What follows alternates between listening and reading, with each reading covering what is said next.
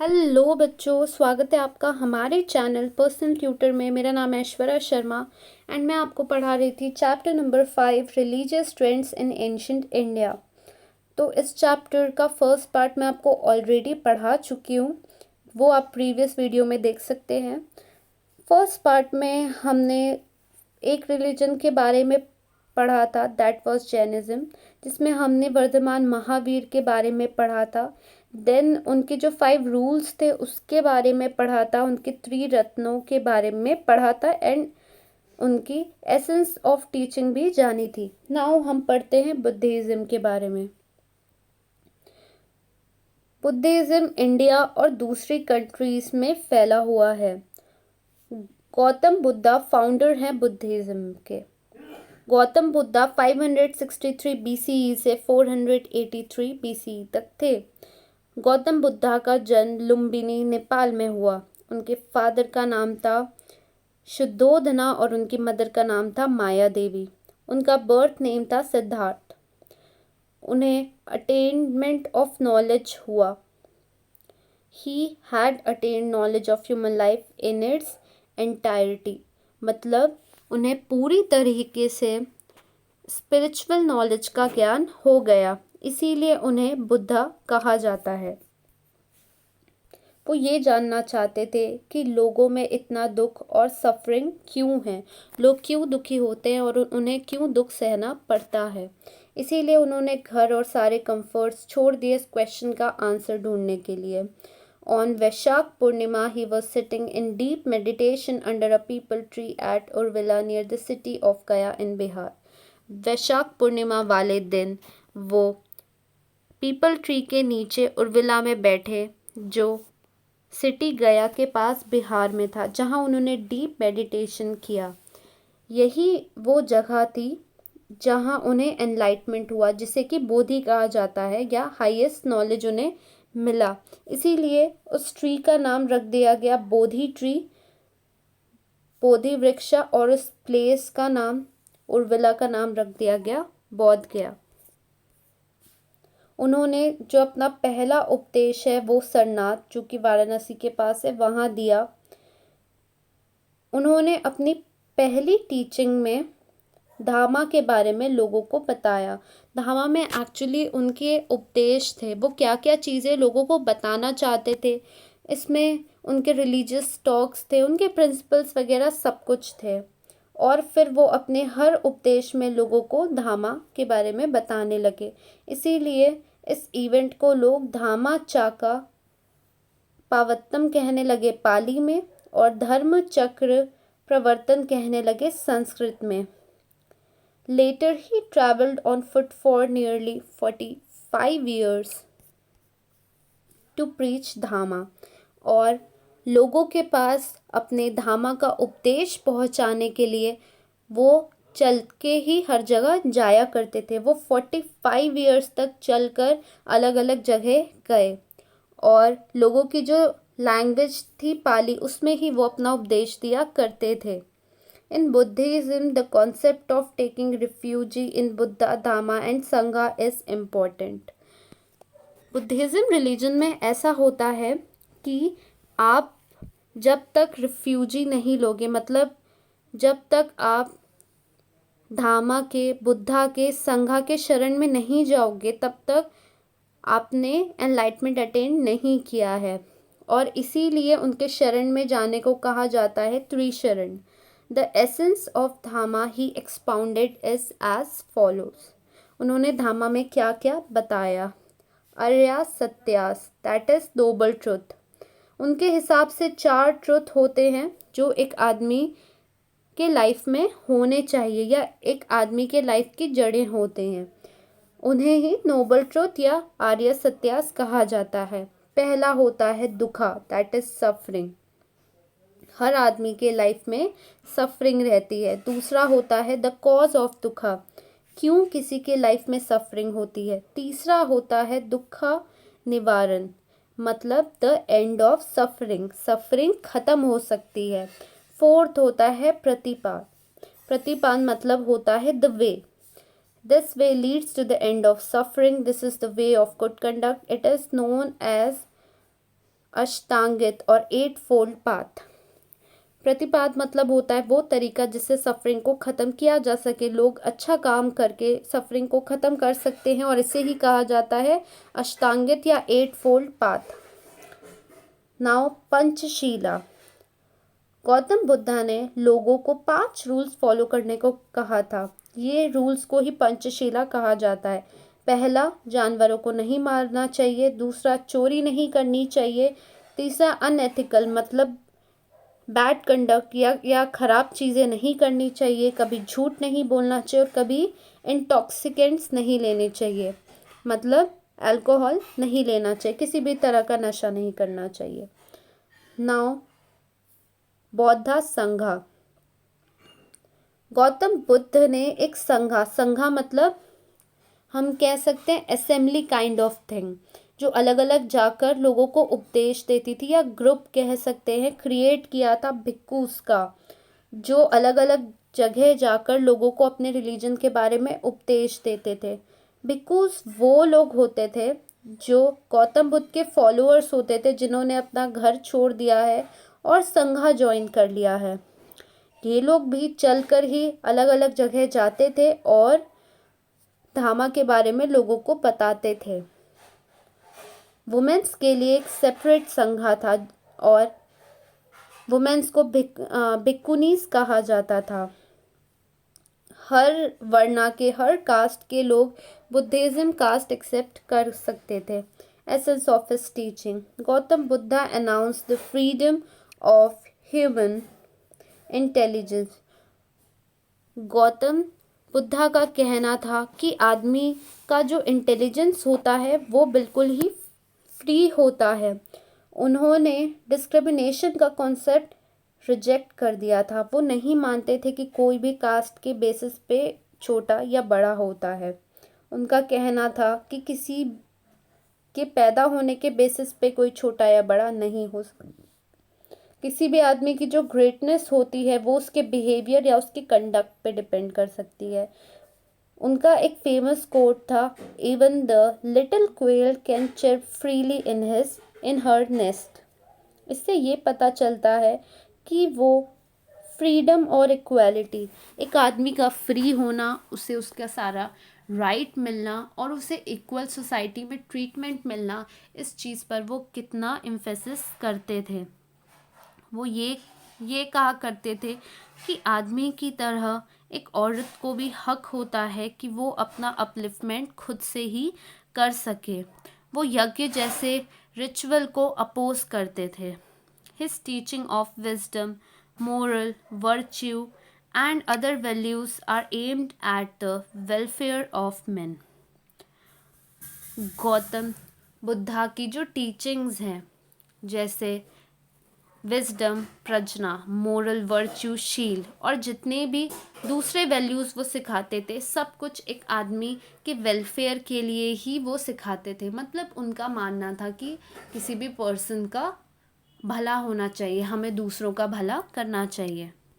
Compassion for all living beings was an extraordinary feature of his personality. हर आदमी के लिए दया होना, प्यार होना, ये उनकी पर्सनालिटी की एक बहुत अलग चीज़ थी। उनके जैसी पर्सनालिटी किसी की नहीं थी। The tolerance preached by Gautam Buddha is a guiding principle not only for Indian society but for all mankind even today. जो टॉलरेंस गौतम बुद्धा ने दिखाई है, वो टॉलरेंस सिर्फ हमारी इंडियन सोसाइटी के लोगों के सीखने के लिए नहीं, सारे मैनकाइंड के सीखने के लिए एक एग्जाम्पल है। Lokayata. The ancient trend of thought known as Lokayata और चार्विक इज ऑल्सो इम्पॉर्टेंट। एक एंशियंट ट्रेंड था जहाँ पे रिलीजियस थॉट्स को इम्पोर्टेंस धीरे धीरे मिलने गई थी, जिसे हम लोकायात या चार्विक भी कहते हैं। It एम्फेसिस्ड independent thoughts and rejected the authority of Vedas. जो चार्विक था या लोकायात था, वो एम्फेसिस करता था, लोग एम्फेसिस करते थे इंडिपेंडेंट थॉट्स पे, और वेदास के जो एक ऐसा थॉट था जो लोगों को किसी चीज़ की इंडिपेंडेंस नहीं देता था, उसे रिफ्यूज़ करते थे। In the ancient period, new religious trends and thoughts went on emerging in India. Ancient period में क्या हुआ कि नए नए रिलीजियस ट्रेंड्स आने लगे, मतलब नए नए अलग अलग रिलीजन्स आने लगे और वो हर जगह फैलने लगे. Later on, religions like Judaism, Christianity, Islam and Zoroastrianism also took root in the Indian society. और कुछ टाइम बाद जुडाइज़म, क्रिश्चियनिटी, इस्लाम, ज़ोरोएस्ट्रियनिज़म जैसे अलग अलग रिलीजन्स भी हमारे कंट्री में आए. Now Judaism. People belonging to the Jewish religion may have arrived in Kochi in Kerala around the 1st to 3rd century of Christian era. वो लोग जो ज्यूइश रिलीजन को फॉलो करते थे वो लोग कोची में सबसे पहले आए थे, जो कि केरला में है, 1st to 3rd century of Christian era में. वो बिलीव करते थे कि सिर्फ एक ही भगवान है. जुडाइज़म रिलीजन एम्फेसिस करता था justice, truth, peace, love, compassion, humility, charity, ethical speech and self respect पे. और उनका प्रेयर हाउस था साइनेगॉग. आप ये साइनेगॉग की पिक्चर देख सकते हैं यहाँ पे. ये उनका प्रेयर हाउस हुआ करता था. Now Christianity. क्रिश्चियनिटी एक ऐसा रिलीजन है जिसे जीसस क्राइस्ट ने फाइंड किया है. वो ही ये रिलीजन लेकर इस दुनिया में आए. ये पूरे वर्ल्ड में फैला हुआ है. सेंट थॉमस जो 12 डिसिप्लिन्स में से एक डिसिप्लिन्स थे क्राइस्ट के, वो केरला आए 1st सेंचुरी में ऑफ द क्रिश्चियन एरा. उन्होंने चर्च स्टेब्लिश किया at Palayur in Trichur district in 52 CE. उनकी क्रिश्चियनिटी की टीचिंग के हिसाब से सिर्फ एक ही भगवान थे और जो भगवान थे वो सबके लविंग फादर थे और वो हर जगह प्रेजेंट थे. और ये माना जाता था कि जीसस क्राइस्ट भगवान के बेटे हैं जो इस दुनिया में सबको मोक्ष दिलाने के लिए आए हैं. क्रिश्चियनिटी की टीचिंग के हिसाब से सब भाई और बहन हैं. हमें सबसे प्यार करना चाहिए, इवन हमें एनिमीज से भी प्यार करना चाहिए. हमें सबको माफ़ कर देना चाहिए चाहे उसने कितनी भी बड़ी गलती हो. बाइबल क्रिश्चियनिटी की हॉली बुक थी और क्रिश्चियंस का प्रेयर हाउस था चर्च. आप सबने देखा होगा, आपकी भी सिटी में चर्च होंगे जहाँ जाकर क्रिश्चियंस प्रेयर करते हैं. नाउ इस्लाम एक मोनोथेइस्टिक रिलीजन है. मोनोथेइस्टिक रिलीजन मतलब होता है एक ऐसा रिलीजन जो सिर्फ एक ही भगवान को मानता है. There is only one Allah and Mohammed is his prophet. Islam religion में ऐसा माना जाता है कि एक ही भगवान है जो है अल्लाह और मोहम्मद उनके मैसेंजर हैं. The message of God is revealed through him in the holy book of Quran Sharif. और ये माना जाता है कि जो मैसेज अल्लाह लोगों को देना चाहते थे वो उन्होंने प्रॉफिट मोहम्मद के द्वारा लोगों को कुरान शरीफ में दिया है. The word Islam means peace. Islam का मतलब होता है पीस और उसका मतलब अल्लाह को सरेंडर भी होता है. इस्लाम ये सिखाता है कि अल्लाह इटर्नल है, मतलब वो अमर हैं, वो सबसे ग्रेट अथॉरिटी हैं, वो पावरफुल है और वो मर्सीफुल है, मतलब वो हर किसी को माफ़ कर देते हैं. The purpose of human existence is to worship Allah. Islam religion के हिसाब से किसी भी ह्यूमन का एग्जिस्टेंस सिर्फ इसलिए है क्यों है क्योंकि अल्लाह को वर्शिप करना है. मतलब किसी के भी एग्जिस्टेंस का रीज़न है टू वर्शिप अल्लाह. कुरान शरीफ इस्लामिक लोगों को गाइडेंस पहुंचाता है कि एक आदमी को कैसे बिहेव करना चाहिए अपनी लाइफ में. Since ancient times there have been trade relations between India and Arabia. बहुत ही एंशिएंट टाइम्स से इंडिया और अरेबिया के बीच ट्रेड रिलेशंस था, मतलब इम्पोर्ट और एक्सपोर्ट चलता रहता था. Arab traders used to visit the port on the coast of Kerala. जितने भी अरब ट्रेडर्स थे जो इंडिया के साथ ट्रेडिंग करते थे, वो बहुत बार केरला कोस्ट पर आया करते थे, विज़िट किया करते थे वहाँ के पोर्ट्स। इस्लाम 7th सेंचुरी ऑफ सीई में अरेबिया में फैला और उसी सेंचुरी में वो इंडिया में भी फैला through Arab traders. Prayer house of Islam को कहा जाता है मॉस्क और मस्जिद। Now ज़ोरोएस्ट्रियनिज्म। Since ancient time, the Zoroastrian people and the Vedic people have shared ties. Ancient time से ऐसा हुआ है कि जो ज़ोरोएस्ट्रियन रिलीजन को फॉलो करने वाले लोग थे और जो वैदिक पीरियड के लोग थे उनमें रिश्ता हुआ करता था। ज़ोरोएस्ट्रियन लोगों का जो सेक्रेट टेक्स्ट है उसे कहते हैं अवेस्ता, और लैंग्वेज ऑफ ऋग्वेदा और अवेस्ता सिमिलर है। The Parsi came to India from the Pars और फार्स प्रोविंस ऑफ ईरान। जितने भी पारसीज थे वो हमारे कंट्री में पार्स और फार्स प्रोविंस ऑफ ईरान से आए, इसीलिए उन्हें पारसी कहते हैं। और ये माना जाता है कि सबसे पहले पारसी लोग गुजरात में आए थे 8th सेंचुरी सीई में। ज़ाराथुस्ट्रा और Zoroaster was the founder of their religion. Zoroastrian religion के जो फाउंडर थे वो ज़ाराथुस्ट्रा और ज़ोरोएस्टर थे। Ahura Mazda is the name of their god, और ज़ोरोएस्ट्रियन रिलीजन के जो गॉड है उनका नाम है अहुर Mazda. The elements of fire and water are very important in their religion. Zoroastrian religion में फायर और वाटर को सबसे ज़्यादा इम्पोर्टेंस दी जाती है। The sacred fire burns in the temples which are known as agiaries. Zoroastrian religion के जो टेम्पल्स होते हैं उन्हें कहा जाता है आगियरिस, और वहाँ पे फायर बर्न किया जाता है, सेक्रेट फायर रहता है। At the core of the Parsi thinking are 3 main principles of conduct.